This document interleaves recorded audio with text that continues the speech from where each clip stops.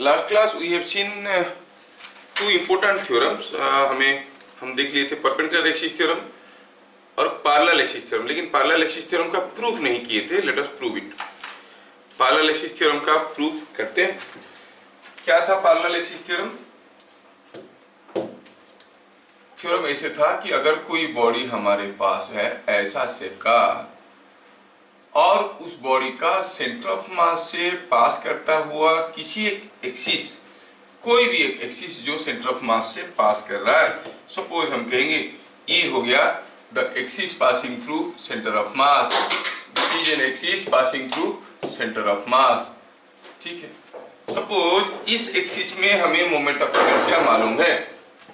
If we know the moment of inertia about this axis, then moment of inertia of the body about any other axis which is parallel to this axis, इस axis को parallel किसी एक दूसरे axis में moment of inertia क्या होगा?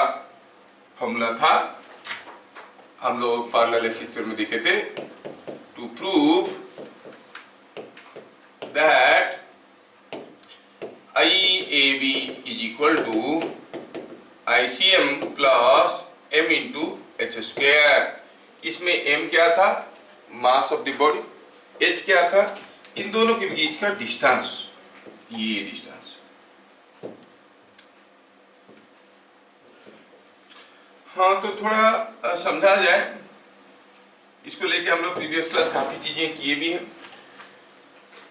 अगर इस एक्सिस में मोमेंट ऑफ इनर्शिया ICM है तो इस एक्सिस में मोमेंट ऑफ इनर्शिया होगा ICM प्लस mh स्क्वायर. ये हमें प्रूफ करना है कि नहीं? हम ये फंडामेंटल को समझे थे, उसके ऊपर एक दो एग्जाम्पल भी दिए थे, एक दो छोटे छोटे न्यूमेरिकल भी किए थे. Close the door properly. Yes. तो अगर ये डिस्टेंस h है तो ये हो गया ICM प्लस mh स्क्वायर. चलो, ये जो एक्सिस है इसको CD कहते हैं. प्रूफ करने की कोशिश करते हैं. Let CD is axis through centre of mass. CD is an axis through centre of mass. अगर मैं यहाँ पे कोई एक छोटा सा मास कंसीडर करता हूं, I call it MI, और उसका करेस्पॉन्डिंग डिस्टेंस को, यहां से डिस्टेंस को मैं कहता हूं XI, तो आप क्या कहोगे? XCM, distance of centre of mass from CD. अरे CD जो axis passing through centre of mass, तो distance of centre of mass from CD क्या होगा? 0, because this axis is passing through centre of mass. So distance of centre of mass from CD is coming out to be 0. अच्छा, ये चीज है 0. Okay, now distance of centre of mass निकालने का formula आपको मालूम है. इसका फॉर्मूला होता था summation of MI by summation of MI. This whole thing is equal to 0. इसका मतलब हुआ summation of MI is equal to 0. और ये, लेकिन ये क्यों चाहिए? चाहिए, आगे चाहिए, देखेंगे हम लोग. ये हमें समझ में आया. हाँ, तो मुझे क्या निकालना था? Moment of inertia about AB. अगर कोई पूछेगा ICD क्या है, it is the moment of inertia called ICM. कैसे निकालते हैं? It is summation of MI XI square. Formula हम जानते थे. हर टुकड़ा का डिस्टेंस हम निकालेंगे CD से. Summation of MI XI square will give you the moment of inertia about CD.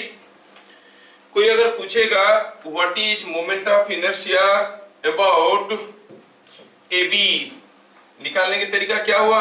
पहले इस मास को टुकड़े टुकड़े में डिवाइड करो. अब कहोगे IAB is equal to summation of MI into यहां से डिस्टेंस. ये जो पार्टिकल है, अगर हम कहेंगे कि ये थोड़ा टेढ़ा, हाँ। अगर हम कहेंगे ये डिस्टेंस xi है तो ये डिस्टेंस कितना होगा भाई, क्योंकि इन दोनों के बीच में डिस्टेंस h है ना, तो ये पूरा डिस्टेंस कितना हो जाएगा xi plus h। So it is summation of mi into xi plus h का होल स्क्वायर। समझ में आया? अब यही चीज को मैं थोड़ा एक्सपांड करना चाहता हूं।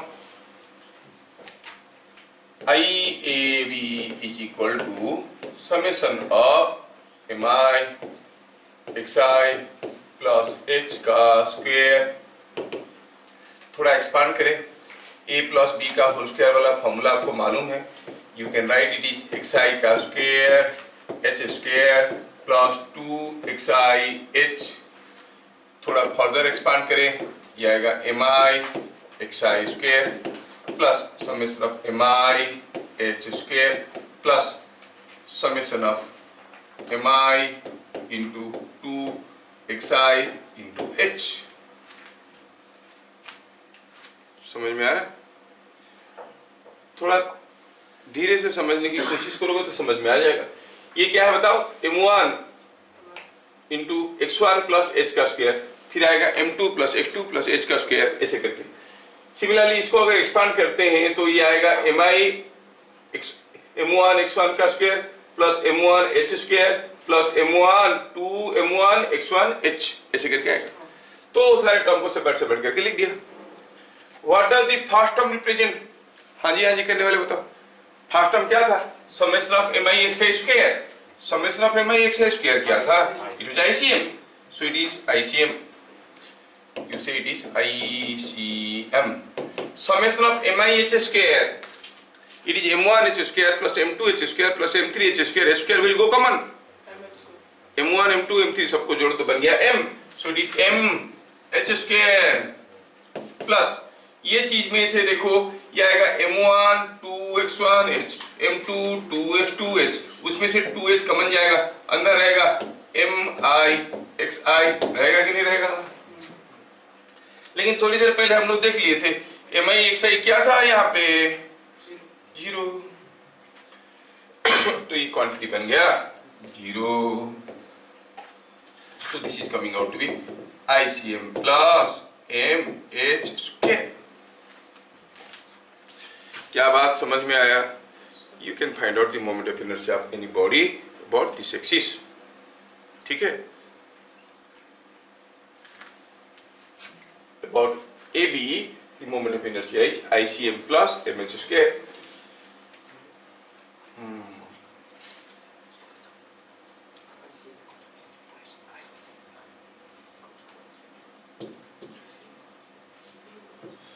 अभी मैं आपको छोटा सा क्वेश्चन पूछने वाला हूं, देखते हैं कैसे यूज करते हैं। दोनों थ्योरम को यूज करते हैं, perpendicular axis theorem, parallel axis theorem, दोनों को यूज करके एक न्यूमेरिकल करते हैं। एप्लीकेशन पे ध्यान देंगे।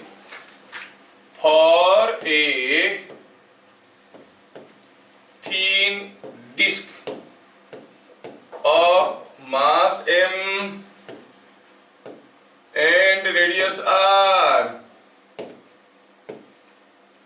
find mi about the axis AB shown in figure। ये क्वेश्चन को थोड़ा ध्यान से देखिए। बोल रहा है कि हमारे पास कोई एक डिस्क है, ये है वो डिस्क, मास m है, रेडियस r है, और डिस्क में पूछा गया है कि बताओ ये जो डिस्क है इसका moment of inertia about an axis AB। AB कैसा एक्सिस? ये हो गया एक्सिस AB। चलो मानते हैं कि ये है एक्सिस AB। देखो AB एक्सिस कैसा? AB axis is parallel to tangent to the disc. Disc का मास है m, रेडियस r। पूछा बताओ इस एक्सिस में मोमेंट ऑफ इनर्शिया कैसे होगा, कितना होगा?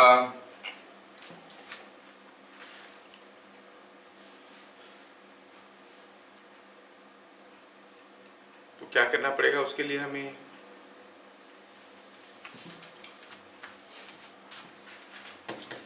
अगर मैं किसी तरह से इस एक्सिस में मोमेंट ऑफ इनर्शिया पता कर लेता हूं, इस एक्सिस में मोमेंट ऑफ इनर्शिया पता कर लेता हूं, तो इस एक्सिस में भी मुझे मोमेंट ऑफ इनर्शिया मालूम पड़ जाएगा। अगर इस एक्सिस में मोमेंट ऑफ इनर्शिया मालूम पड़ गया तो फिर इस एक्सिस में पता कर लेंगे। हाँ बेटा बोलो। 5mr²/4। 5mr²/4। क्या आपको डिस्क का कोई मोमेंट ऑफ इनर्शिया मालूम है? हाँ मालूम है, अबाउट इट्स ओन एक्सिस। कितना है? 1/2 mr²। मतलब अगर मैं कोई एक्सिस इमेजिन करता हूं जो कि perpendicular to the plane of the disc है एंड पासिंग थ्रू सेंटर, मतलब एक्सिस ऑफ डिस्क है, इस एक्सिस में मोमेंट ऑफ इनर्शिया हुआ 1/2 mr²। तो कहेंगे वी नो दैट। अगर ऑनेस्ट बनना चाहते हो तो वी न्यू दैट लिख सकते हो क्योंकि याद नहीं है आपको। वी नो दैट नहीं, आपको हो गए IO इज 1/2 mr²। अगर ये हम कहेंगे I डैश है तो ये भी तो I डैश है by perpendicular axis theorem. IO is equal to I dash plus I dash is 2I dash. So I dash is I naught by 2 which is 1/4 mr²। ये हो गया I dash का वैल्यू। समझ में आया? It is coming 1/4 mr²। I dash पता चल गया है, IA भी पता करना है। To know what is the value of IAB, कोई बताएगा हमें कौन सा थ्योरम यूज करना चाहिए? Yes, by parallel axis theorem। parallel axis theorem। तो आप कहोगे IAB is equal to ICM plus MH²।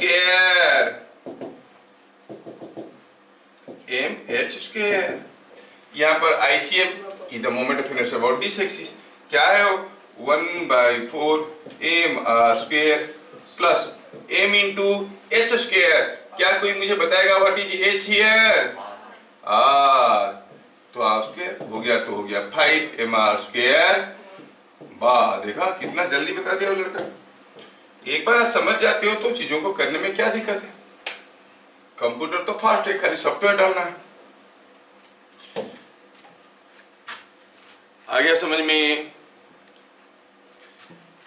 ये क्वेश्चन में भी आपको देना चाहूंगा और मैं आपको समय भी दूंगा। ये मेडिकल एंट्रेंस वालों का बार बार आया है, उन लोगों को सबको मालूम होगा क्योंकि बहुत ही कॉमन क्वेश्चन है।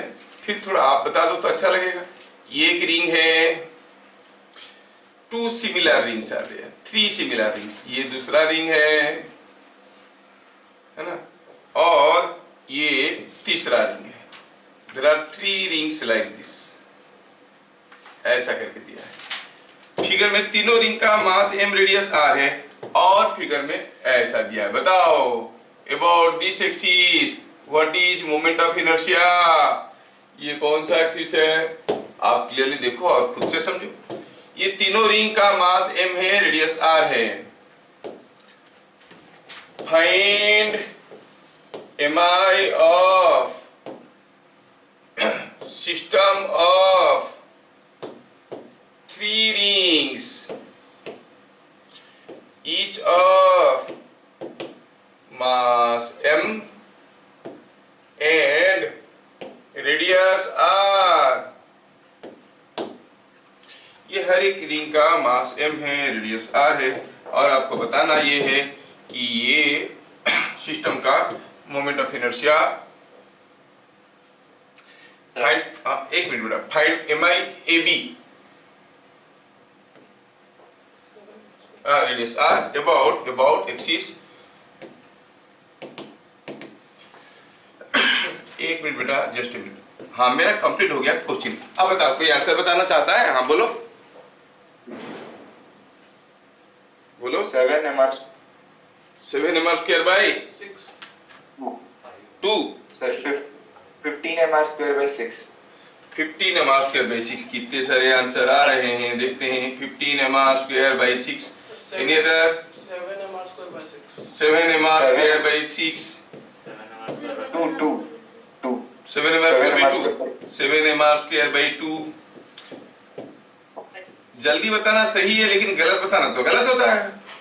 डॉक्टर होने के लिए जल्दी जल्दी बोलना पड़ता है, लेकिन गलती का डिसीजन ले लिए। हाँ, किसी को फेफड़े में देना था इंजेक्शन, अगर लिवर में दे दिए तो खत्म कहानी। तो हड़बड़ाना जरूरी नहीं है, आंसर सही बताना जरूरी। हाँ बेटा बोलो बोलो बोलो, क्या था?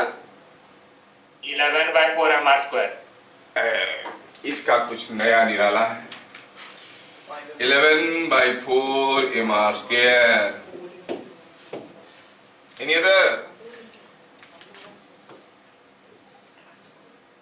5 mr square। और भी नए आंसर आ रहे हैं। क्या बोलो? 5 5 mr square। mr square by, sir उतना ही है। बस उतना ही है, ना आगे ना पीछे। ये अनाथ लग रहा है ये। 5 mr square, इनके देखो 11 mr square बाई 4। देखते हैं आज कौन है सही डॉक्टर कि सारे कंपाउंडर बनेंगे। अब इसको बना के देखता हूँ। ये 7 mr square बाई 6 आसपास का दिख रहा है, ये 15 mr square बाई 6 आसपास का दिख रहा है।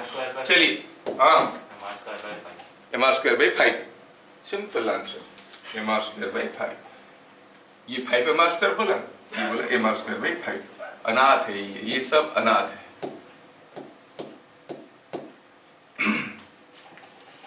खैर, पहले मुझे आप बताओ भाई, फॉर रिंग, अगर ये कोई रिंग है, you want to find out moment of inertia about an axis passing through O, I O कितना होता है? m r square. क्यों रे, आवाज नहीं निकल रहा तुम लोगों का? m r square. अच्छा, ये है कोई रिंग, रिंग का ये एक्सिस में क्या होगा? आई कितना हो जाएगा? m r स्क्वायर बाई 2, क्योंकि इसमें अगर ये आई डैश हुआ तो इसमें भी तो आई डैश ही होगा, होगा कि नहीं होगा? And I O is 2 I dash, I O is mr square. नहीं सर, तो ऐसे हिलाते जाते, बहुत समझदार लोग ये लोग पूरा समझ जाते हैं। थोड़ा सा बोलने से, चिल्ला के बोलोगे तो आपका बेवकूफी सामने आएगा, मुझे भी पता चलेगा इसको मालूम नहीं, थोड़ा फैला के बोले। नहीं, मुझे लग रहा है कि मैं कोई सेमिनार प्रेजेंट कर रहा हूँ, मेरे बड़े बड़े प्रोफेसर्स मेरे सामने बैठे हैं, बीच बीच में ऐसे ऐसे कर रहे हैं, मतलब they are just encouraging me to say idiots. मुझे याद आ रहा है, हम जब पीएचडी का ये सब सबमिट कर रहे थे, बड़े बड़े प्रोजेक्ट, उनको कुछ समझ में आता था नहीं आता था, अलग बात है, वो खाली खाली बीच बीच में जिसको देखो ऐसे करता था, मतलब जैसे समझ रहा है। तुम लोग स्टूडेंट हो, मेरे बाप थोड़ी हो। बोलो यहाँ पे, I dash is equal to mr square by 2, है ना? तो ऐसा हो गया बात। अच्छा, ये भी समझ में आया। अब बताओ बड़े बड़े प्रोफेसर लोग, इसमें क्या होगा moment of inertia? I double dash, हाँ बोलो, 3mr स्क्वायर बाई 2 हो गया। क्योंकि अभी कौन सा थ्योरम लगा यहाँ पे बताओ? Parallel axis theorem. यहाँ पर कौन सा थ्योरम लगा था? Perpendicular axis theorem. तीनों रिंग है। अब मुझे ring number 1, ring number 2, ring number 3 का मोमेंट ऑफ इनर्शिया चाहिए, 1, 2 एंड 3। आप कहोगे सॉल्यूशन में IAB is equal to I1 plus I2 plus I3। I1 कितना है भाई? इसका इस एक्सिस में हमें मालूम है mr स्क्वायर बाई 2। I2 इसका इस एक्सिस में टेंजेंट में 3mr स्क्वायर बाई 2। दूसरे का भी वही है। तो is it coming out to be 13mr square by 2? 7 mr square by 2। कैसे रे? सर 336 प्लस ओ 336 प्लस ये हो गया 7, ऐसे ये 3mr square, oh sorry 7mr square by 2 कोई बोला है क्या? यस। कौन था वो ज्ञानी आदमी? इधर तो नहीं था, उधर कौन था? यस, देखा, वेरी गुड, तालियां इसके लिए। बेशरम लोग ताली मारो। वो ताली मारने में खराब लग रहा है। वेरी गुड, बढ़िया, सही बताया लड़के ने, 7mr स्क्वायर बाई 2। बाकी लोग डॉक्टर बनोगे तो अपना जो डोर पे नाम बड़ा करके लिखना, मैं कभी अंदर नहीं जाऊंगा। हड़बड़ा के कुछ दे दोगे, पता चला वहीं पे मेरा जान खत्म हो गया।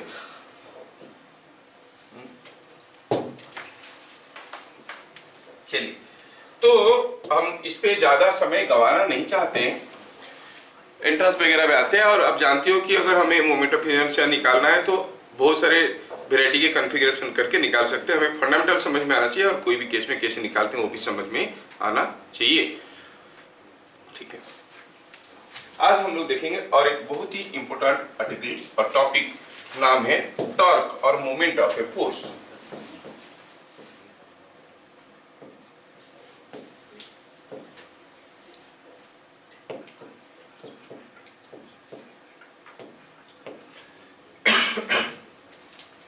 टॉर्क का दूसरा नाम है मोमेंट ऑफ ए फोर्स। जैसे कोई बॉडी रेस्ट में है और उसको लीनियर मोशन करवाना है तो you need a force. Similarly कोई बॉडी को घुमाने वाली इफेक्ट को कहते हैं, एजेंट को कहते हैं टॉर्क।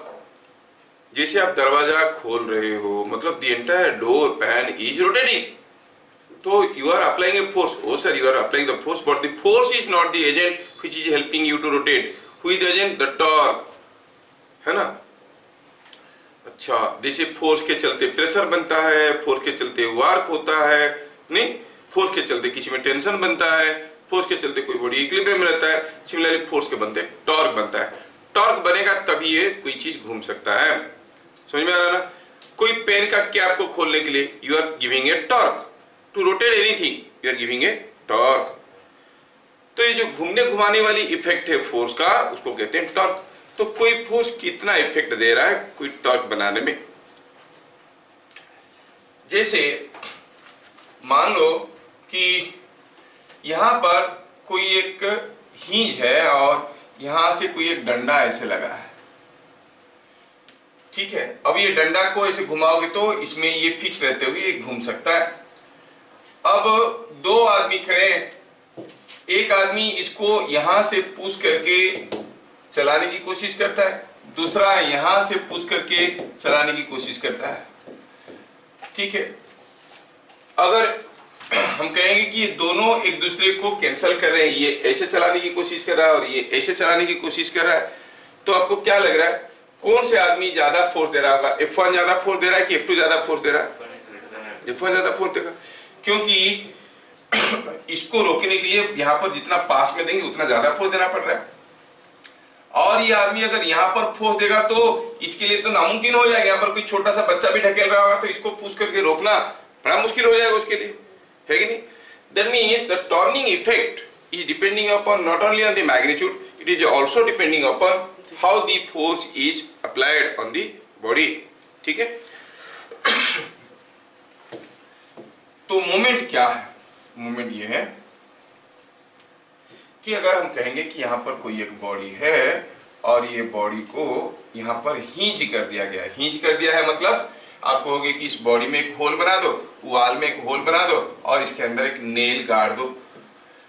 अब जैसे मैं इसके अंदर एक नेल गाड़ दिया, पता चला कि अभी अगर इसके ऊपर कोई फोर्स लगाऊंगा तो ये घूम तो सकता है लेकिन भाग नहीं सकता। नाउ इट इज हिंज्ड, समझ में आया। Suppose I apply a force like this, क्या ये बॉडी भागेगा? अरे भागेगा कैसे? एक तरफ तो कांटा ठोक दिए उसके ऊपर, ये it can not move away, but one thing it can do is it can rotate. अब ऐसा अगर हम फोर्स लगाते हैं तो ये बॉडी घूमने की कोशिश करेगा। कैसे घूमेगा? क्लॉकवाइज की एंटी क्लॉकवाइज? एंटी क्लॉकवाइज घूमेगा। That means this force is creating a effect of that is called torque which is rotating this one. है कितना वो टॉर्क? निकालने का तरीका हुआ कि आप इस पॉइंट ऑफ एप्लीकेशन को इसके साथ जोड़ो। This is what is the position vector of the point of application with respect to axis. तो क्या लिखेंगे पॉइंट नंबर 1 में? Torque produced by a force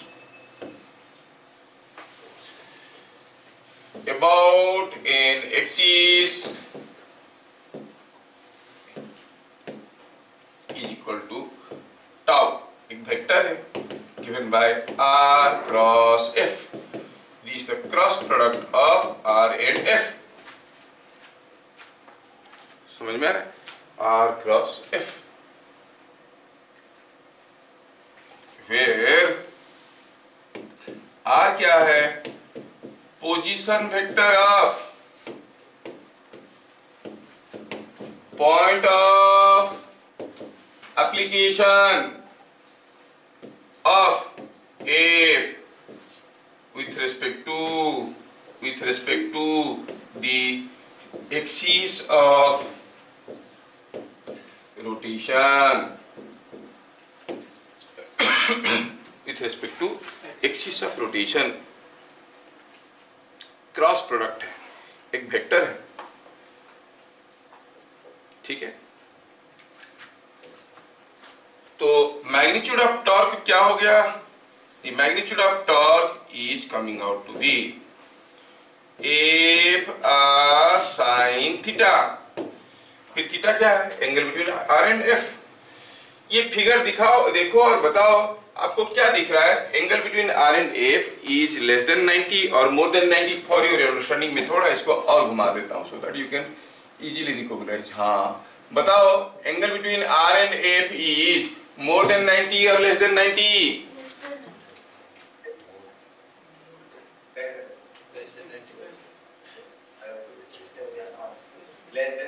less than 90, क्योंकि angle is measured from head direction to head direction.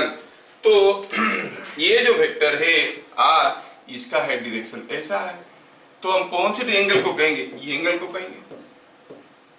This angle is theta. Theta क्या है? Theta is angle between vector R and F. थोड़ा और भी प्यार से देखो, ये जो एफ है, उस एफ का मैं लाइन ऑफ एक्शन को ड्रॉ करना चाहता हूं। ये तो हमारा एफ था, ये हुआ उसका line of action of F. और हमें ये भी समझ में आया कि अगर ये एंगल थीटा है तो ये एंगल भी तो थीटा है। Let me draw a perpendicular from the axis of rotation on to the line of action. ये एक परपेंडिकुलर में ड्रॉ किया, बड़ा एक इंटरेस्टिंग रिजल्ट आने वाला है।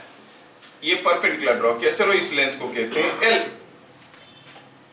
देखो तो ये जो ट्रायंगल है, इसमें ये लेंथ है आर, ये एंगल है थीटा, ये लेंथ है एल। तो क्या कहोगे? एल बाई आर, इससे में पी बाई एच। हुआ कि नहीं हुआ? पी बाई एच क्या होता है? कॉट थीटा की टैन थीटा? Tan theta. क्या होता है P by H? Sine theta.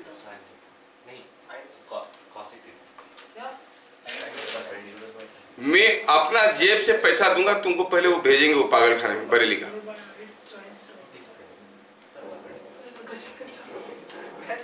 कहां से क्या डाल के आते हैं, हैंगओवर में रहते हैं। हाँ क्या होता है पी बाई एच?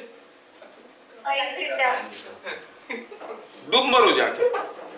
लड़कियां चिल्ला चिल्ला के बोल रहे साइन थीटा, ये लोग बोल रहे कोसेक थीटा, कॉट थीटा, कान थीटा। चलो ठीक है, तो ये साइन थीटा हुआ। तो हम आर साइन थीटा की जगह एल लिख सकते हैं, तो ये बन गया F into L. L is equal to क्या है? L it is perpendicular distance, perpendicular distance of axis of rotation, perpendicular distance of axis of rotation।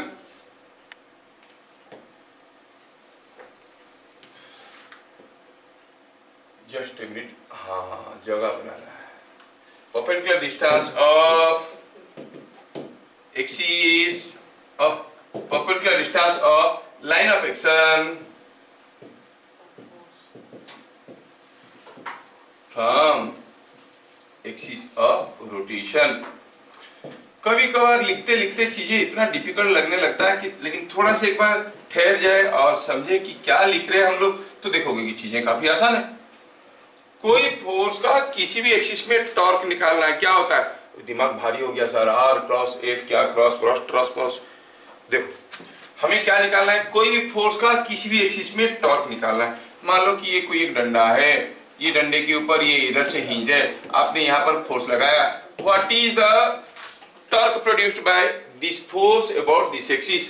तो क्या देखना है कि ये फोर्स का लाइन ऑफ एक्शन यहां से कितना दूर पे है, और वही दूरी को आप कहो call that distance as L, then the torque is coming out to be F into L. Force into perpendicular distance of line of action of force from the axis of rotation. सीधा सीधा magnitude मिल गया. Direction जानने के लिए ये cross product है, otherwise आप clockwise anti clockwise करके भी लिपटा सकते हो उसको. समझ में आया क्या? अच्छा, थोड़ा देखते हैं अगर समझ में आया कि समझो हम कहेंगे कि यहाँ पे कोई एक बॉडी है जो कि कुछ ऐसा शेप का है और इस बॉडी को यहाँ से खींच कर दिया गया है. ध्यान से देखना.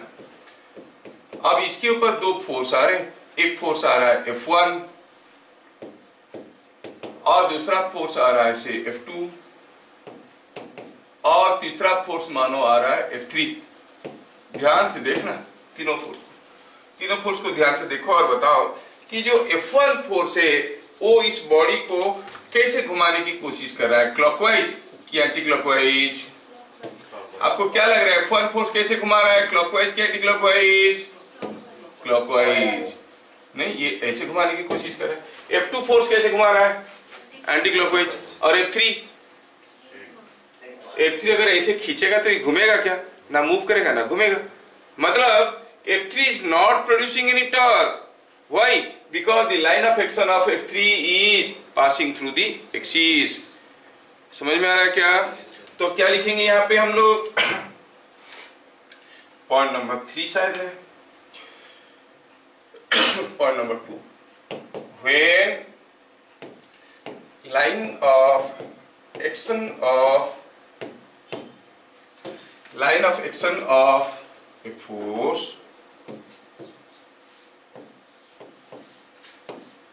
produces or passes through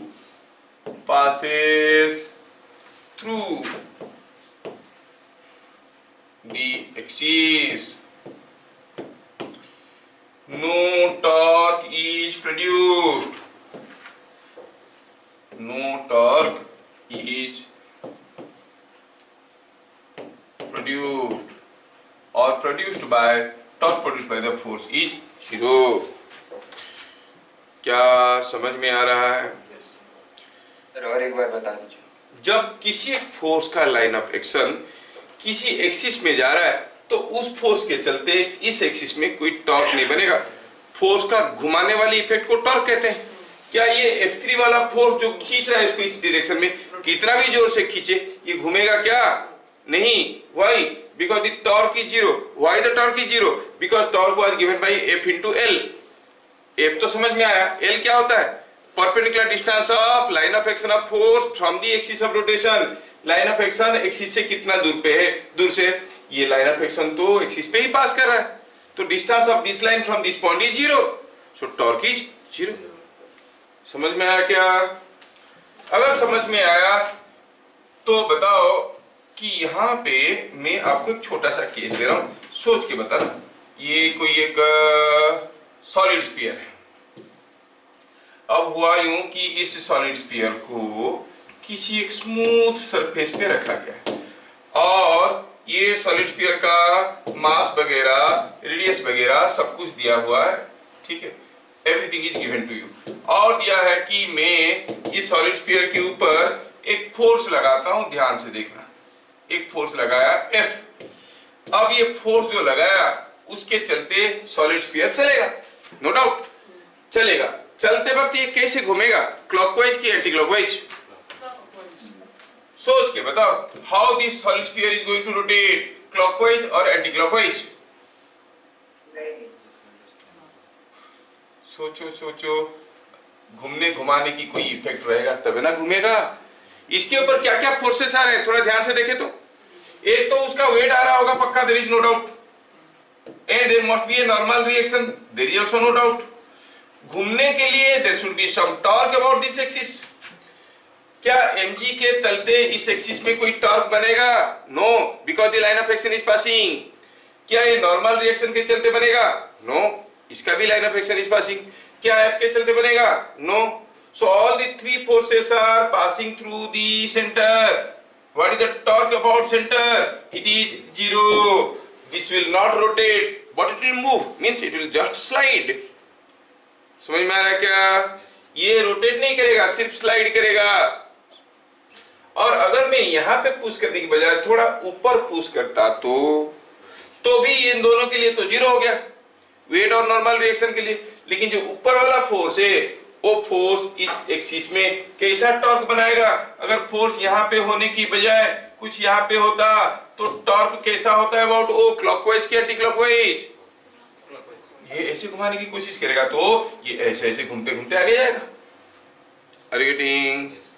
तो क्या ये क्लैरिटी सबको समझ में आया कि the torque of a force about an axis is zero का मतलब क्या है? कब होता है? When the line of action of force passes through the axis, है ना? अच्छा, टू अवॉइड मोर कंफ्यूजन थोड़ा हम एक छोटे से क्वेश्चन कर लेंगे तो आपका आइडिया क्लियर हो जाएगा।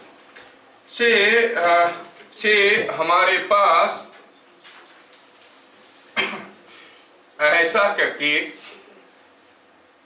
एक अरेंजमेंट है, सीधा अरेंजमेंट हियर, ये ऐसा करके 2-3 बार को करंट किया गया है, ठीक है, और इनके ऊपर ढेर सारे फोर्सेस आ रहे हैं। कैसे कैसे फोर्सेस आ रहे हैं? एक तो फोर्स आ रहा है, हम कहेंगे यहां पे कोई फोर्स आ रहा है, सपोज 10 न्यूटन का, यहां पे कोई फोर्स आ रहा है 12 न्यूटन का, यहां से कोई फोर्स आ रहा है 15 न्यूटन का, 15 न्यूटन का फोर्स आ रहा है।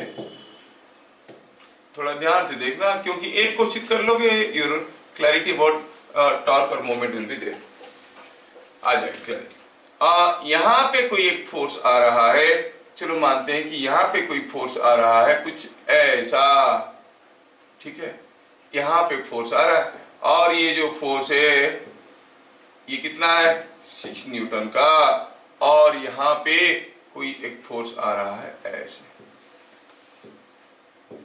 20 न्यूटन का, और आखिर में यहां पे एक फोर्स आ रहा है समथिंग लाइक 16 न्यूटन का, और ये एंगल दिया है 30 डिग्री। देख लो कितना गंदा फिगर है, लेकिन क्या करें, कर लेते हैं। तो ऐसे करके ढेर सारे फोर्सेस किसी बॉडी के ऊपर आ रहे हैं, और बॉडी का डायमेंशन के बारे में आपको दिया गया है। Dimension of the body is shown, और लेंथ कैसे दिया है कि ये लेंथ दिया है कि ये लेंथ दिया है समथिंग लाइक से 4 मीटर, ये लेंथ दिया है 2 मीटर, ये लेंथ दिया है 2 metre. So you understand the dimension of this body. पूछा क्या है? पूछा है बताओ कि ये पॉइंट O है। In figure shown, find net torque 84 about O. Clockwise है कि एंटी क्लॉकवाइज है, बता रहा बेटा? Clockwise, anticlockwise, anti clockwise. सोच के बताओ। और यूनिट क्या है बताओ? यूनिट नहीं मालूम है, क्योंकि मैं बताया नहीं, तुम्हारा कोई कसूर नहीं है। यूनिट देखो तो बेटा, यूनिट क्या होगा? न्यूटन और मीटर। तो इट इज न्यूटन मीटर, क्या बड़ी चीज है, हर कोई जानता है। Newton metre force distance, but newton into metre joules भी होता है, ध्यान रहे, लेकिन इसको जूल नहीं लिखते।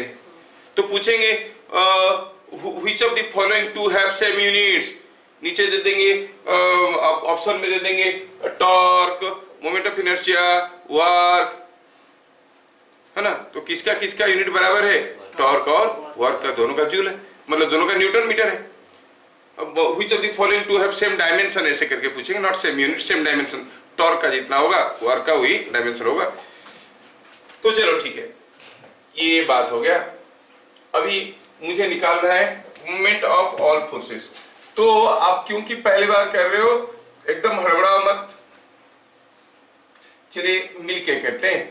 पहले हम क्या करेंगे, बनाएंगे फोर्स F, फिर बनाएंगे L, फिर बनाएंगे टॉर्क, फिर लिखेंगे डायरेक्शन। ऐसा करते हैं, सारा फोर्स को पहले लिख डालते हैं। पहला फोर्स है 10 न्यूटन और करेस्पॉन्डिंग ये हो गया फोर्स का पैरामीटर्स। दूसरा फोर्स है 12 न्यूटन। दूसरा फोर्स है 12 न्यूटन। ठीक है, अब ये भी समझ में आता है कि दूसरा फोर्स 12 न्यूटन का है।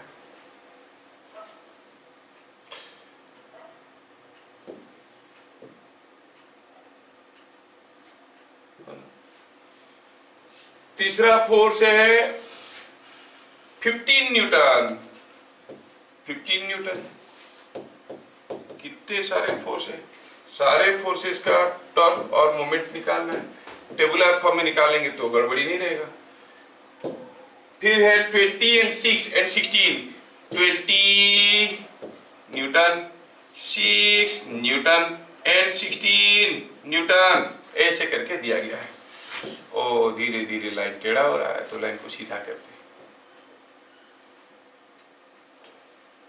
फाइन, तो हमें ये सारा फोर्सेस के चलते निकालना है मोमेंट। थोड़ा सोचो तो अब भी बना सकते हो। वेल, पहला जो फोर्स है उसके लिए एल क्या है, पहले बताओ। एल का डेफिनेशन क्या था? Perpendicular distance of line of action of force from the axis of rotation. It was perpendicular distance of line of action of force from axis of rotation। ये ऐसा है और ये ऐसा है, ये ऐसा क्यों है? अच्छा, मेरा ही लाइन टेढ़ा, तो थोड़ा सजा के लिखने के लिए मैं थोड़ा इसको ऐसे लिखता हूँ। There is no other reason, whatever it written is correct. सुंदरता की कोई चीज होता है। यस, बताओ 10 न्यूटन के लिए L क्या होगा मेरे भाई? What is L for 10 Newton? L was the perpendicular distance of line of action of force. Line of action of force 10 Newton यहाँ पर है। सोचो उसका लाइन ऑफ एक्शन कैसा दिख रहा है? उसका लाइन ऑफ एक्शन कुछ ऐसा दिख रहा है। इसका परपेंडिकुलर डिस्टेंस यहाँ से कितना है? 4। समझ में आया क्या? तो 10 न्यूटन के लिए लाइन ऑफ एक्शन ये है, perpendicular distance of line of action of 10 Newton from O is 4। क्या समझ में आ रहा है? हाँ करने वाले दूसरा क्वेश्चन तुम बताओगे। समझ में आ गया? L क्या था? क्यों? तो पहले बताओ L क्या है? क्या लेंथ है? तुम्हारा ध्यान किसी दूसरी जगह जाता है। L is perpendicular distance of line of action of force from the axis of rotation। इस एक्सिस से इसका लाइन ऑफ एक्शन का डिस्टेंस। ठीक है, तो 10 न्यूटन यहां पर था तो उसका लाइन ऑफ एक्शन हुआ ये डिस्टेंस हुआ 4 मीटर। तो हम कहेंगे it is equal to 4 metre. अब टॉर्क कैसे निकालते हैं? F into L, 10 into 4 is 40 newton metre. Direction कैसे पता करते हैं? How we find direction? अब डायरेक्शन देखना है, देख के बताना है उसका डायरेक्शन क्या होगा। ये अगर सारा चीज ऐसे घूमेगा तो हम कहेंगे ये क्लॉकवाइज है, और अगर उल्टा घूमेगा तो कहेंगे एंटी क्लॉकवाइज है। थोड़ा ध्यान से देखो ये 10 न्यूटन फोर्स को, ये 10 न्यूटन फोर्स ये पूरा चीज को इस एक्सिस में सी जैसे घुमाना चाहता है कि ए जैसे घुमाना चाहता है? ये फोर्स सी जैसे घुमाना चाहते हैं, तो डायरेक्शन हो गया। क्या मेरी बात समझ में आया? हाँ, अभी बताओ कि ये 12 न्यूटन फोर्स के चलते क्या होगा। 12 न्यूटन फोर्स यहाँ पे और उसका लाइन ऑफ एक्शन, इसका लाइन ऑफ एक्शन कैसा है? अरे line of action of a force is the line along which it is act. ये इस लाइन का डिस्टेंस कहां से? एक्सिस से। कितना है ये डिस्टेंस? 2 मीटर। तो आपको समझ में आ गया कि ये 2 मीटर है। समझ में आया? अगर ये 2 मीटर हुआ तो आप कहोगे टॉर्क कितना है? 24 न्यूटन मीटर। अच्छा, ये जो फोर्स है कैसे घुमाने की कोशिश कर रहा है? इन द डायरेक्शन ऑफ ए और इन द डायरेक्शन ऑफ सी। सोचो ये ए का डायरेक्शन में दिख रहा है कि नहीं? The force is in the direction of A. हाँ बोलो। आपका कैमरा ऑफ हो गया। ओ ऐसा कैसा? So force is in the direction of नहीं आ रहा। हाँ कोशिश कर रहे। तब तक तुम लोग सोचो, बाकी का टेबल भरने की कोशिश करो, इतना मैं बता चुका हूं। तो 12 न्यूटन वाला जो फोर्स है, वो फोर्स यहाँ पे आ रहा है, उसका लाइन ऑफ एक्शन का डिस्टेंस यहाँ से 2 मीटर है, वो समझ में आ गया। टॉर्क बन गया 24। क्लॉकवाइज है कि एंटी क्लॉकवाइज है? अगर ऐसे घूमेगा तो एंटी क्लॉकवाइज है। 12 न्यूटन ऐसा है ना, है ना? यस। तो ये क्या होगा, ये 24 एंटी क्लॉकवाइज। ठीक है, समझदार लोग को 15 न्यूटन फोर्स के लिए अंकित को मौका दिया जाता है, बोलता है मैं आगे आगे बैठता हूँ, मेरे को कभी नहीं पूछते हैं सर। अंकित बताओ 15 न्यूटन फोर्स के लिए ओ में क्या टॉर्क बनेगा? कोई टॉर्क नहीं बनेगा। क्यों नहीं बनेगा? क्योंकि सर उसका मम्मी मना किया है। अरे सिंपल सा, उसका line of action is passing through. Very good, thank you. So it is coming out to be 0। Torque नहीं बनेगा तो डायरेक्शन की कोई बात नहीं है। 20 न्यूटन फोर्स के लिए 20 न्यूटन फोर्स यहाँ पे नहीं, 20 न्यूटन फोर्स के लिए इस एक्सिस में क्या टॉर्क बनेगा, क्लॉकवाइज की एंटी क्लॉकवाइज? पहले बताओ, ये 20 न्यूटन इसको पुश करके पुष्पा की तरह घुमा रहा है कि दूसरा? बताओ ये एंटी क्लॉकवाइज है ना, ये ऐसे जा रहा है तो एंटी क्लॉकवाइज होगा। कितना होगा? डिस्टेंस बताओ, what is the distance of line of action? Distance of line of action is 4, so it is coming out to be 80 newton metre anticlockwise. 6 newton के लिए कोई तो बता दो। ये expect from the first bench, second bench girls. Second bench girls will tell 6 newton के लिए क्या होता है। नहीं बताएंगे तो उससे दो बात सिद्ध होगा, या तो वो कौन से बेंच पे बैठे हैं वो काउंट नहीं किए, या फिर वो गर्ल्स नहीं है। डिसाइड। ये जो हमारा 6 न्यूटन फोर्स है, इसके चलते ओ में जो टॉर्क बनेगा, उसके लिए what is the perpendicular distance of line of action of force? 6 Newton force के लिए क्या है?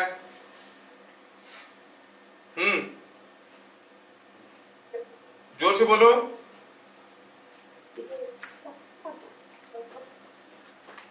माइक्रोफोन से आवाज नहीं आ रहा, जोर से बोलो। हाँ अब देखो भाई, ये मैं बता देता हूँ इधर। हाँ बोल, ये बोल रही, हाँ बोल बोल, क्या है बे? माइक्रोफोन उसके पास पहुंचा थोड़ा।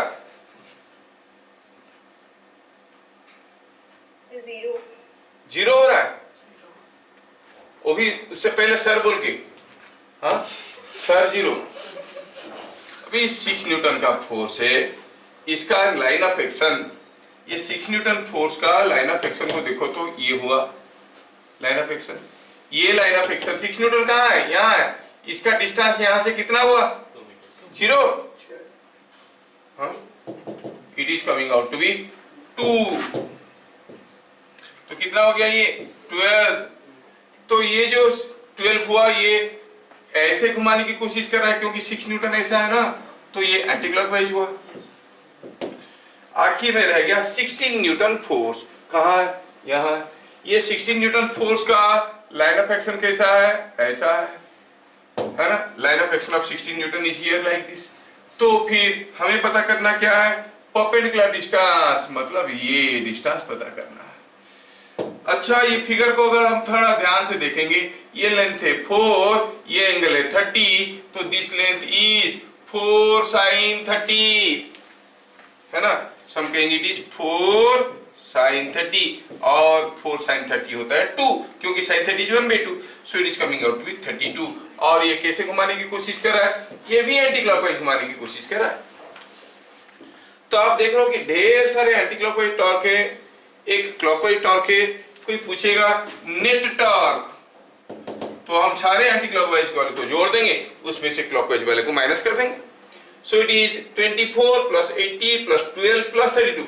It is 24 plus 80 plus 12 plus 32 minus 40, और जो आंसर होगा उतना क्लॉकवाइज की एंटी क्लॉकवाइज, क्योंकि एंटी क्लॉकवाइज ज्यादा है, क्लॉकवाइज कम है। So it is coming out to be कितना? 72 plus 2 is 84 plus 108 newton metre. Clockwise की एंटी क्लॉकवाइज? Anticlockwise. क्या बात समझ में आ रहा है? इतना बड़ा इसलिए मैं करवाया क्योंकि आपको थोड़ा वो प्रैक्टिस हो जाए। अब मैं सिंपल कोचिंग देता हूँ और आपको आंसर बताना है। Excuse me sir. एक्सक्यूज, बोलो। सर वीडियो बहुत डार्क है। वीडियो को डाल कर, ठीक है। अब ठीक है। Yes sir. हाँ, तो चलो अगला क्वेश्चन आपके लिए, छोटा सा क्वेश्चन।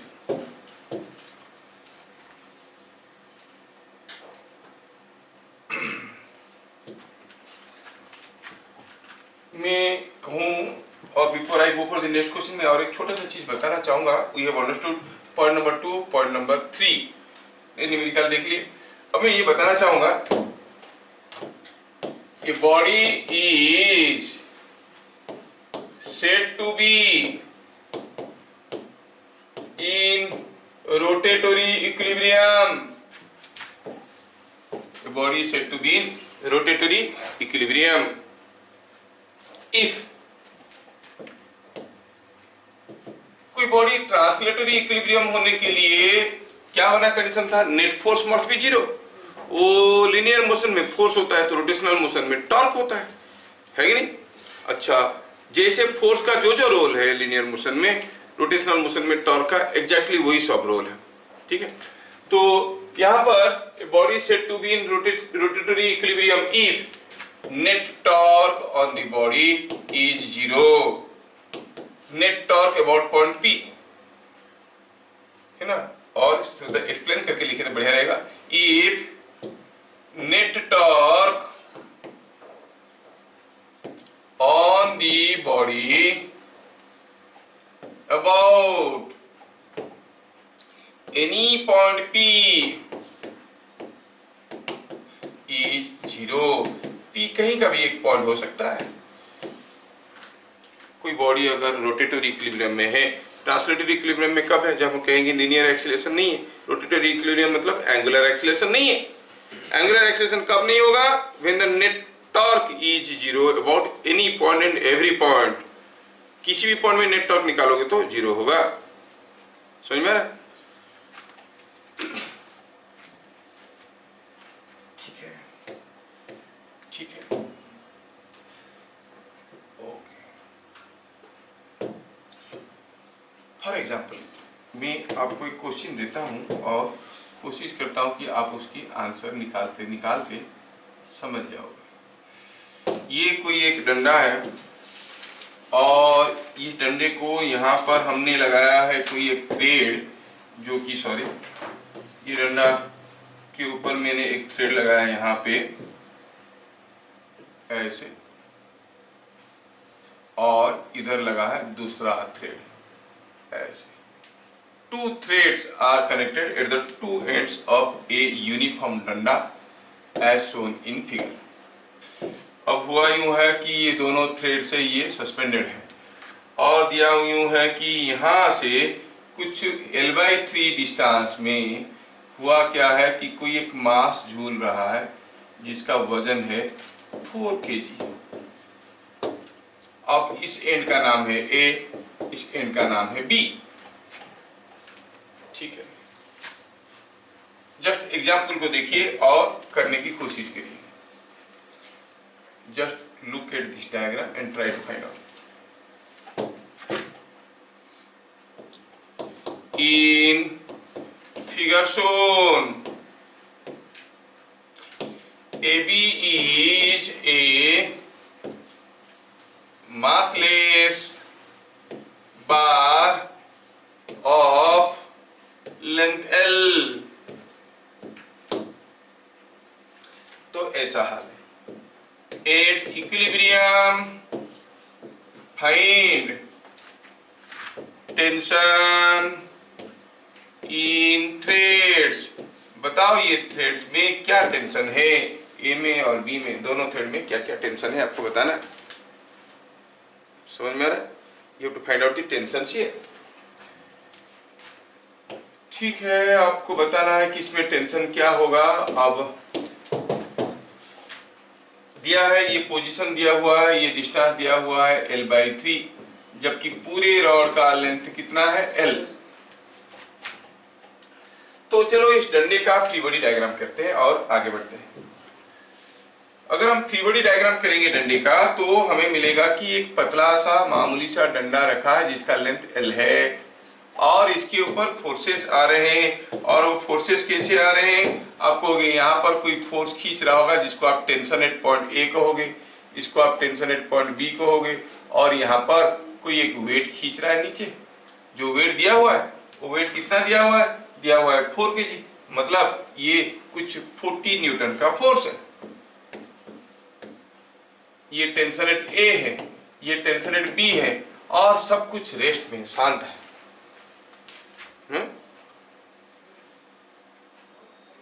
तो बताना कि tension at A tension at B क्या होगा। हमें ऐसे काफी क्वेश्चन किए थे, लेकिन ध्यान करो कि हम क्या कर रहे थे। तब हम देख रहे थे 3 फोर्सेस अगर है तो वो कॉन्करेंट होते थे हमारे लिए, तो हम सिग्मा F0 सिग्मा F0 या लेमिज थ्योरम ऐसे करके निकाल देते थे। ये इनका लाइन ऑफ एक्शन पैरेलल है। Sigma Fy is equal to 0 करेंगे तब भी मिल जाएगा TA plus TB is equal to 40। बस एक ही इक्वेशन, सिग्मा Fx के लिए कुछ बचा ही नहीं। तो व्हाट टू डू? सॉल्यूशन कर रहे हैं। Sigma Fy is equal to 0 जो मिल गया पहले उसी को निपट लेते हैं। TA plus TB is equal to 40। हाँ ठीक है। Now the bar is at rest. Neither it is in translatory motion nor in rotatory motion. इसका रोटेशन नहीं हो रहा है, मतलब इसके ऊपर टॉर्क नहीं है। टॉर्क नहीं है, कौन सा एक्सिस में टॉर्क 0 है? जो एक्सिस में घूम नहीं रहा है। ये तो किसी भी एक्सिस में घूम नहीं रहा है, तो हर एक एक्सिस में टॉर्क 0 है।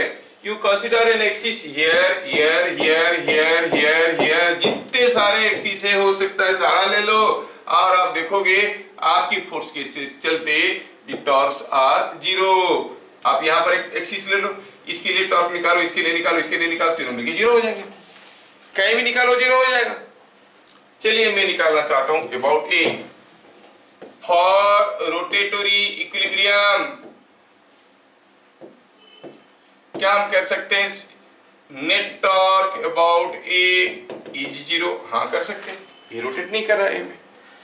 तो यहां पर बॉडी के ऊपर 3 फोर्स आ रहे हैं, TA, TB and 40 newton. About axis A, इस एक्सिस में कौन कौन फोर्स टॉर्क बनाएंगे? जो इसमें से पास नहीं कर रहे होंगे, जिनका लाइन ऑफ एक्शन इस पॉइंट से पास करेगा उसके लिए टॉर्क 0 हो जाएगा। Now 40 Newton will produce a torque and TB will also produce a torque, but TA will not produce any torque or moment. क्या बात समझ में आ रहा है? अब A में कुछ टॉर्क बनेगा और जो भी टॉर्क बनेगा वो 0 होगा। मतलब जितना क्लॉकवाइज टॉर्क बनेगा उतना ही एंटी क्लॉकवाइज टॉर्क पक्का बनना चाहिए। हाँ सर ये तो समझ में आया। अच्छा A में TA से तो कोई मोमेंट टॉर्क नहीं बनेगा। 40 न्यूटन के लिए A में क्लॉकवाइज टॉर्क बनेगा कि एंटी क्लॉकवाइज? 40 न्यूटन यहां से खींचेगा ये डंडा, A में क्लॉकवाइज घूमेगा कि एंटी क्लॉकवाइज घूमेगा? हाँ अंकित, ये 40 न्यूटन ऐसे खींचेगा तो ये डंडा A में क्लॉकवाइज घूमेगा कि एंटी क्लॉकवाइज घूमेगा? तुम कभी क्लॉक देखे हो कि तुम्हारे घर में सारे डिजिटल क्लॉक कैसे चलता है कि नहीं? हाँ तो इसको यहाँ पे खींचोगे तो A में ये ऐसा घूमेगा कि ऐसा घूमेगा, क्लॉकवाइज कि एंटी क्लॉकवाइज? तो बीच बीच में एब्सेंट माइंडेड क्यों? तो मारेंगे पकड़ के तेरे को, अभी मार के ममता दीदी के पास भेज देंगे, वहां पर बैठ के। हाँ तो ये क्लॉकवाइज बनाएगा। कितना टॉर्क बनाएगा बेटा बताओ? 40 into perpendicular distance of line of action. ये डिस्टेंस हमें दिया गया था कितना? L/3। इनफैक्ट ये बच्चे लोग इतना काम करते हैं कि टायर्ड हो जाते हैं फिजिकली और मेंटली। नीचे से ऊपर आने में सबसे ज्यादा काम कौन किया है? अभी नीचे ग्राउंड फ्लोर से ऊपर आने में तुम में से कौन सबसे ज्यादा काम किया? जो सबसे ज्यादा पोटेंशियल एनर्जी गेन की। एज तो सबके बराबर था, जिसका मास ज्यादा था उसका पोटेंशियल एनर्जी ज्यादा गेन हो गया। एक रोटी कम खाओ कल से। तो 40 इंटू ये डिस्टेंस कितना है? L/3। और टीबी के लिए कैसा बनेगा? टीबी ऐसे घुमा रहा है क्लॉकवाइज, कितना बनेगा? TB into L। तो L तो कैंसिल हो गया। क्या आपको यहां से मिल गया TB का value? Yes, TB is 40/3 Newton और TA प्लस TB वो तो 40 न्यूटन है, तो यहां से TA निकाल सकते हैं क्या? Yes, 40 minus 40/3 is 60/3। 60 हुआ क्या? नहीं, 80/3 आया था। आपको होगी सर A में मोमेंट क्यों निकाले? आप B में निकालो, C में निकालो, किसी में भी निकालो, बनेगा आंसर वही। आया समझ में? दूसरा क्वेश्चन देता हूं, भी होता ना। दूसरा क्वेश्चन है, क्योंकि अभी जो क्वेश्चन हम लोग कर रहे हैं ना, वो इवन मेडिकल एंट्रेंस वालों को भी ज्यादा नहीं आता है, लेकिन थोड़ा सा तो बताना पड़ता है कि ऐसा ऐसा क्वेश्चन एग्जिस्ट करते हैं। ये कोई एक डंडा है, अब ये डंडे को यहां पर से हींज कर दिया गया है। देखो, तो ऐसा तो नहीं रहेगा, छोड़ देंगे तो गिर जाएगा। नहीं गिरने के लिए हमने क्या किया, इस डंडे को यहां पर ऐसे बांध दिया है। अब ये डंडे का मास है m और ये एंगल है थीटा। पूछा है अगर इसको ऐसे बांध के रखे हैं तो थ्रेड में तो टेंशन होगा। बताओ, what is the tension in the thread? Find tension in thread. Thread में क्या टेंशन है बताओ। आपको क्लियरली दिख रहा होगा कि डंडा रेस्ट में, डंडा रेस्ट में है तो नेट फोर्स 0 है, नेट टॉर्क भी 0 है, नेट टॉर्क भी 0 है ना। तो let us go for the free body diagram of the डंडा। नहीं, फ्री बॉडी डायग्राम निकालते हैं। चलिए, फ्री बॉडी डायग्राम में हम कहेंगे कि यहाँ पे कोई फोर्स आ रहा होगा जिसको हम प्यार से वेट कहते हैं, और ये आ रहा होगा at the centre of mass. This force is acting here. कितना है ये? mg। अच्छा ठीक है, और क्या फोर्स आ रहा होगा?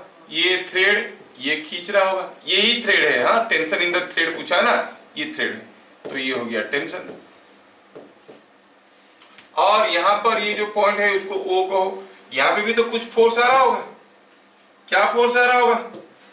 अरे क्या फोर्स आ रहा होगा मालूम नहीं है, तो कुछ फोर्स होगा। आप कहोगे सर ऐसे टेढ़ा मेढ़ा दुबला पतला पोलियो वाला फोर्स क्यों बना है? इसलिए क्योंकि यहाँ पर फोर्स का डायरेक्शन हमें मालूम नहीं है। मालूम है लेकिन इंस्टेंटली दिमाग नहीं आ रहा है। हम पहले भी बता चुके हैं कि 3 forces are acting on a body and the body is at rest. The line of action of the 3 forces must be either parallel or concurrent. तो ये एक लाइन ऑफ एक्शन हुआ, ये लाइन ऑफ एक्शन हुआ, और ये दोनों line of action कुछ ऐसे यहां से कट कर रहे हैं। मतलब जो तीसरा फोर्स है उसको उसी लाइन पे जाना है, मतलब यहां पर जो फोर्स होगा वो इस डायरेक्शन में होगा। लेकिन इतना दिमाग कौन लगाए? छोड़ो उसको, हमें मालूम नहीं है फोर्स का डायरेक्शन। कुछ तो होगा लेकिन कैसा है मालूम नहीं है, कुछ है हमें पूछा नहीं। हाँ हाँ बेटा बताओ। mg 10 θ/2। mg/2 tan थीटा, तो ना रीडिंग गड़बड़ होता है। tan θ/2 है कि mg/2 tan थीटा? mg/2 10। हाँ, mg/2 tan थीटा की mg tan θ/2? mg/2 10 θ। चलिए, वेरी गुड। चलो सोचते हैं। बहुत बढ़िया। अभी देखो देखो, ये लड़का का क्या है, ये जो समझता है वो अप्लाई कर लेता है। तुम लोग समझो तो अप्लाई करने की कोशिश नहीं करते हो।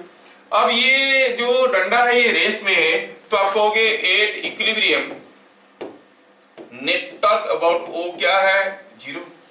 नेट टॉर्क अबाउट O 0 है। मतलब जितना है क्लॉकवाइज टॉर्क उतना ही होगा एंटी क्लॉकवाइज टॉर्क, तभी तो ये 0 होगा। O में कौन कौन सा फोर्स टॉर्क बना रहे हैं? क्या F बना रहा है? नहीं, it is passing through O। किस डायरेक्शन में जाने का कोई जरूरत नहीं, मैग्नीट्यूड क्या है जानने की कोई जरूरत नहीं, उसका टॉर्क O में 0 है because it is passing through O। तो कौन कौन टॉर्क बना रहे हैं O में? mg and T। फिर से अंकित की बारी है। अंकित, टेंशन जो T है O में कैसा टॉर्क बना रहा है, क्लॉकवाइज कि एंटी क्लॉकवाइज? T यहां से थ्रेड इसको खींच रहा है, ये इस पॉइंट में ये डंडे को ऐसे एंटी क्लॉकवाइज घुमा रहा है कि क्लॉकवाइज घुमा रहा है?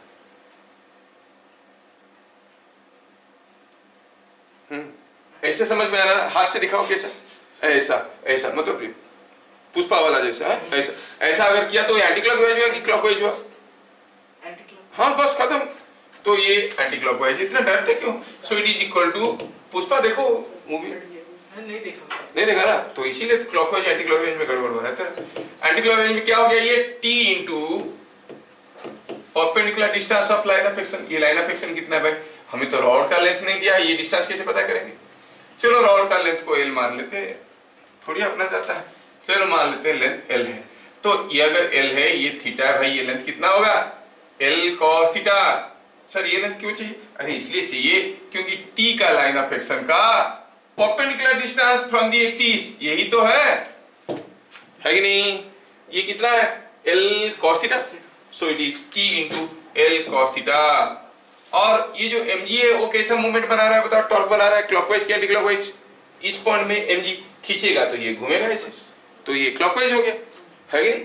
तो ये क्लॉकवाइज मूवमेंट हो गया। कितना क्लॉकवाइज मूवमेंट हुआ? mg into this distance. अच्छा ये डिस्टेंस अगर l/2 है, ये थीटा है, ये थीटा है, तो क्या ये l/2 sin थीटा नहीं होगा? यस। तो टॉर्क क्या बनेगा? mg into l/2 sin theta.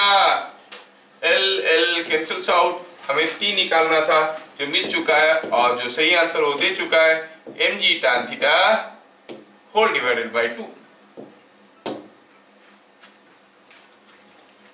ठीक है, mg tan theta whole divided by 2।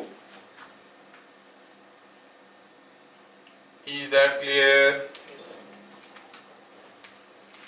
समझ में आ रहा है? क्या ऐसा दूसरा क्वेश्चन देने से आप लोग कर पाओगे?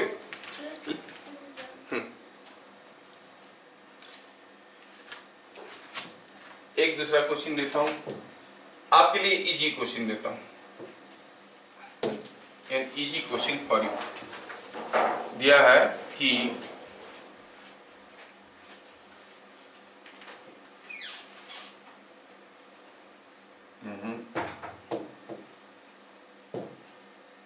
ये कोई एक 3 बार है, this is what is 3,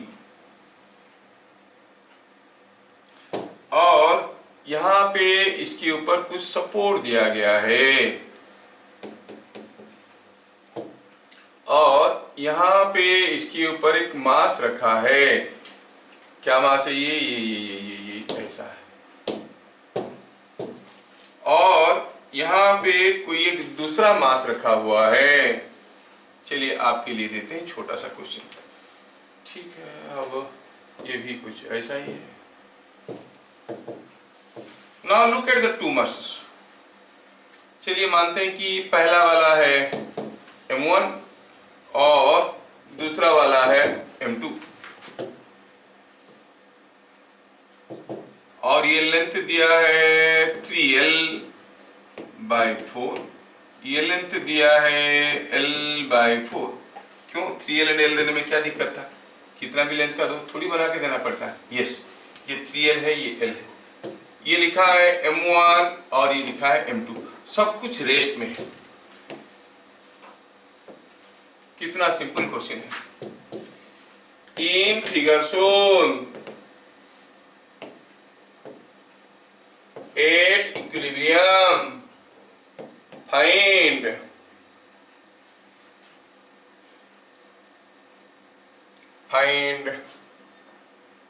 m1 by m2 4:3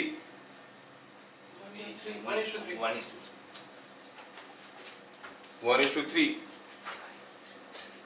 कि 3:1? 1:3, मतलब तुम लोगों को समझ में आता है। ये हो गया आपका। अब ये घूम नहीं रहा है, मतलब इस एक्सिस में अबाउट दिस नाइफ एज जितना एंटी क्लॉकवाइज टॉर्क बन रहा है उतना ही क्लॉकवाइज टॉर्क बन रहा है। तो आप कहोगे इस पॉइंट को नाम दे दो O, तो net torque about O is 0, मतलब anticlockwise torque must be equal to clockwise torque. Anticlockwise torque कौन बना रहा है? ये बना रहा है। क्या है वेट इसका? m1g। What is the torque produced by this? M1G into perpendicular distance of line of action, that is 3L is equal to M2G. कैसे टॉर्क बना रहा है? M2G बना रहा है इसको, M2G is trying to rotate it in clockwise sense, तो कितना हो गया ये M2G, और उसका डिस्टेंस लाइन ऑफ एक्शन का L G G L L cancel out, मिला M1 by M2 is, बहुत जल्दी बना दिए। ठीक, मैंने आप 3L/4 लिखा था, लिखे थे, फिर मैं लिखा नहीं। हाँ तो फिर क्या फर्क पड़ता है अगर 3L/4 भी होता तो?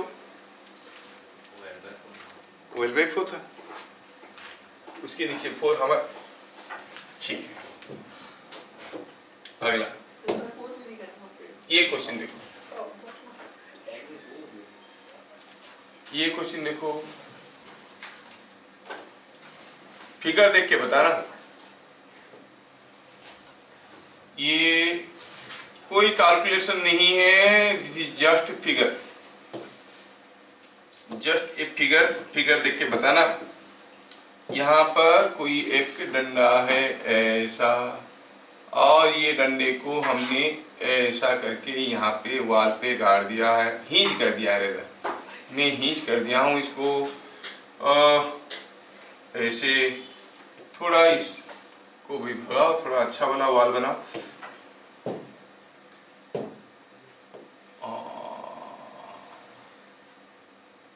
ठीक है, ऐसा नहीं है ये। Now look at this arrangement, ऐसा करके दो केस है, मतलब there are two arrangements with similar bar and wall.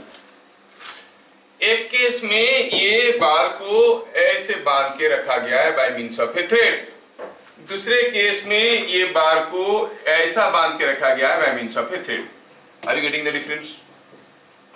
Yes, ये now the bar is held in equilibrium by two different arrangements, same bar को दो अलग अलग अरेंजमेंट में पकड़ के इक्विलिब्रियम में रखा गया है। ये थीटा, ये थीटा, ये m है, l है, ये m है, l है, ये टेंशन T1 है, ये टेंशन T2 है। In figure shown, in figure shown, what is more, T1 और T2? ऐसे करके पूछे, सोच के बताना आपको T1 ज्यादा है कि T2 ज्यादा है। एकदम कैलकुलेशन की जरूरत नहीं है। क्या बोल रहे हो आप लोग, T1 ज्यादा है कि T2 ज्यादा है?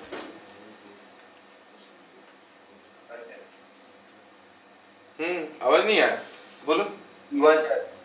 T1 ज्यादा है, T2 कम है। चलिए सोचते हैं, इस केस में ये अबाउट दिस एक्सिस नहीं घूम रहा है, तो इस एक्सिस में भी नहीं घूम रहा है। अब यहाँ पर mg है, mg का कोई टॉर्क है, यहाँ पर भी mg है, mg का कोई टॉर्क है, तो यहाँ पर mg जितना टॉर्क बना रहा था यहाँ पर भी उतने बना रहा है। उसको काउंटर बैलेंस कौन कर रहा है? The torque of T1, T1 into this length is torque of mg, T2 into this length is torque of mg। अब T2 के साथ एसोसिएटेड लेंथ ज्यादा है कि T1 के साथ एसोसिएटेड लेंथ ज्यादा है? चलो मानते हैं कि ये लेंथ L1 है, ये लेंथ L2 है, तो आप कहोगे T1 into L1 is torque of mg, that is equal to T2 into L2, है कि नहीं? इससे क्या पता चला? T1 L1 is equal to T2 L2। ये क्या होता है? Perpendicular distance of line of action. T1 का लाइन ऑफ एक्शन ये है डिस्टेंस L1, T2 का लाइन ऑफ एक्शन ये डिस्टेंस हो गया L2। क्या L2 बड़ा L2 है? L2 है कि L है? L2 का वैल्यू क्या है यहाँ पर? L है, L2 का वैल्यू है L, तो हम इसको L2 लिख दिए, गड़बड़ हो गया। ये L2 नहीं है, L2 कौन है? ये परपेंडिकुलर डिस्टेंस, क्योंकि एंगल ऐसा करके दिया है तो ये हो गया L2। L2 is L, but L1 is L cos theta, है कि नहीं? L2 is this length, perpendicular distance of line of action from here is L2, that is equal to length। और यहाँ पर L1 क्या है? perpendicular distance of line of action of T1 from here, that is L1, वो कितना है, ये length है, ये लेंथ कितना है, अगर ये एल होगा तो ये होगा एल कॉस थीटा। तो एल बड़ा है कि एल कॉस थीटा है? हाँ एल बड़ा है। तो फिर T2 into L is equal to T2 into L cos theta. तो बड़ा कौन छोटा कौन, आपको होगी ये छोटा है L2 बड़ा है तो T2 छोटा है, L1 छोटा है तो T1 बड़ा है, मतलब T1 is greater than T2।